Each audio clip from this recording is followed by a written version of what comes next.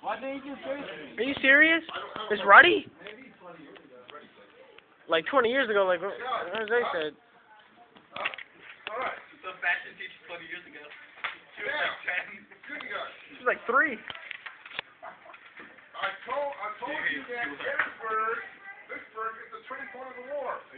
But it's not, Jose. Not the end of the war. The South still has plenty of fight. The South still thinks they can win this war. They can just make the Yankees tired enough to want to stop fighting.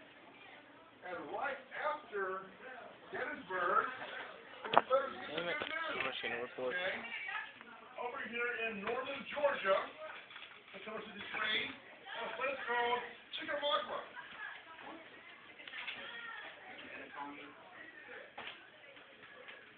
A famous battle was fought in which the Yankees almost lose it.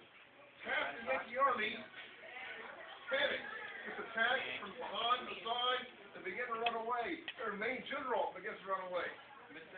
One of the guys underneath him, subordinate to him, and the rest of the army don't panic. They find a good hill to stand on. The guy gets organized and tells the guys, just don't panic. We can still survive this and get away safely, okay? His name was George, I'm going to space here, George Thomas. Mr. Swain? Hold on, let me finish this, okay? And because he and his men did not run away, because he and his men held their ground and fell firm, he won his own nickname. His nickname known as the Rock. Dwayne Johnson? Of Chickamauga. I thought you said Barack. I was like, Barack Obama? The Rock. I thought he said Barack. So it's a new, that's the new Rock, okay, is a wrestling guy, wrestling acting guy. The old Rock is George Thomas. George Rocket Chickamauga Thomas. Rocket Chickamauga. There's Stonewall guy, right? Huh? Freestyle, Rocket Chickamauga, okay? That's the boy's nickname. Yankees have their own rock hard guy, okay?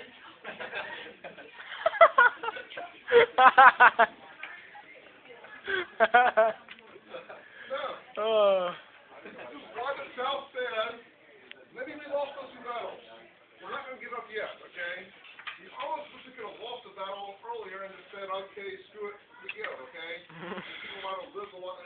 That looks really funny. Whenever they can win a battle, they have this hope that they can still come back. Italian, put it away, please. Yeah, Natalia, put it away. Don't do that. I would hate to see that happen. Yes. A few months after Gettysburg, they finally got all those dead bodies buried. It took them months to bury all the dead at Gettysburg. When they do finally have the guys all buried, they asked Abe Lincoln to come and give a little speech. I'm going to word for a speech. Monologue. You have a speech, what else can you call that? Huh? A long speech. Presentation, okay. An audio presentation. I'll give you a hint. If they have it at Gettysburg, It's an address. Gettysburg Address. draft. Yes. I can contact. It is. Got to use one of this. Only for like 2 weeks. Why are you recording the class? Because I can. Like you could do for English? I did that one time. You did it twice. Whatever. Actually, when I started Brookdale, we were doing it for a lot. A lot of college kids do this now. What? Got a lot of college kids record buses, Lectures. Wait, when did you teach at Brookdale, man? I took it like 15 years. Like at night school. Oh, okay. Yeah. So they can just record and like go to sleep. Mister, can I ask you a question I had now? Huh? Can I ask you a question? Yes. What if, like, in the future, someone completely misreads this history and they think this is, like, the most epic baseball game ever? Like, the Yankees, Yes, right. The Yankees they got attacked from behind, they were about to get killed, and then... And then that guy got tased. Alright. It's okay, bro. It's okay, bro. Game, right? Yeah. That's fun. At Gettysburg Address, you can see this on. See this for number 40. I got a few words there for the Gettysburg Address. Who wants to read that? I know that. Go ahead. Brandon wants to read it. I'm recording and Forced for 7 years ago. That's all I know. What does that mean? Does it mean like 20? No. 80. 87, very good. A score is 20. You said 100. Four score, 420 is 80. 4 score 7 is 87. He's given a speech in 1863. Italian. When did America declare independence? 1720 something. 17 what? 63. Really? No. 20 something. I was joking. I was testing you. 80 something, I mean. What's he on? 63. Well, 6 right. 63. Oh. 1776. Oh, yeah. July is America's birthday. Yay, America, okay? I knew that. So Dang, let's big do man. that. I've been celebrating every New Year. Was I wrong? Yes. Abe Lincoln said 47 years ago, he's seen a poet. He's saying, 87 years ago, when we were born as a country, we stood for the idea that all men are Equal. Hot. We are now engaged in a great war to see whether that nation can survive. We're on a battlefield from that war to bless this ground the men have fought on. If we dedicate ourselves to the task ahead of us, we can have a new birth of freedom. When America became independent, and said we're all equal, did we treat everybody equal? Did America treat everybody equal in 1976? Were all men really equal back then? No? No. Who wasn't? The black guy. Black people. Lincoln saying, now's our chance to have a true birth of what we said all those years ago. A true birth of freedom where we now can have, black men can have the same kind of rights white men can. Slavery will be over if the North can win this war. And then we'll have, who's read the last part? Go ahead. Government. Government of the people, by the people, for the people shall not perish from this earth, okay? That's us. The government comes from us.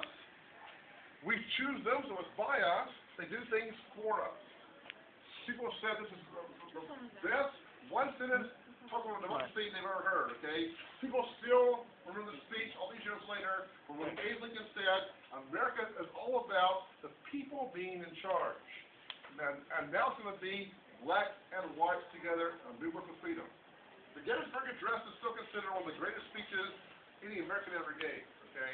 What's the greatest one? Oh, probably just, When I was born. Dr. Martin Luther King's speech is way up there. When Roosevelt said, you know, Pearl Harbor, they live in infamy. When Kennedy said, ask not what your country can do for you, what you can do for your country, those are way all the way up there and stuff, okay? Then give a speech, will you? Any questions about the old stuff, okay?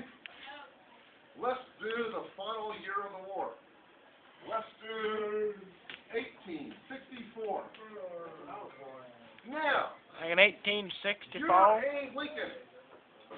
For the North, who has been your best general? Grant. Grant. Who's been beating you time and time again for the South? Lee. What's you gonna do? Get them together. Get them together. Grant. It's your best guy versus their best guy.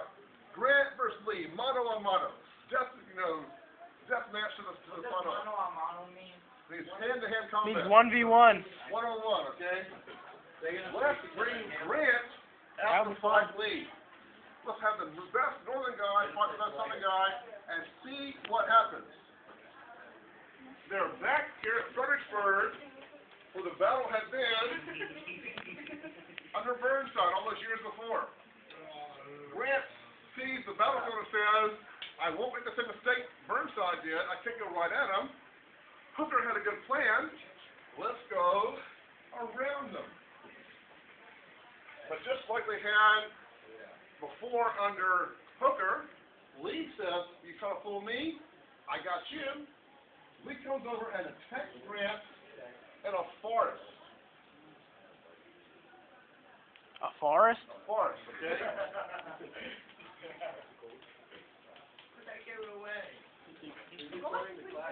The forest is called the wilderness.